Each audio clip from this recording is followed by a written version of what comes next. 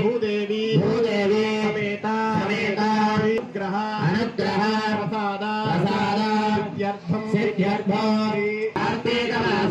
भानुवासर समये श्रीदेवी भूदेवी समेत श्रीनिवास स्वामिनः प्रीत्यर्थं पुष्पयागं कर्म करिष्ये శత్రువుల ద్వారా అలాగే కనపడని శత్రువుల ద్వారా అలాగే మనిషి యొక్క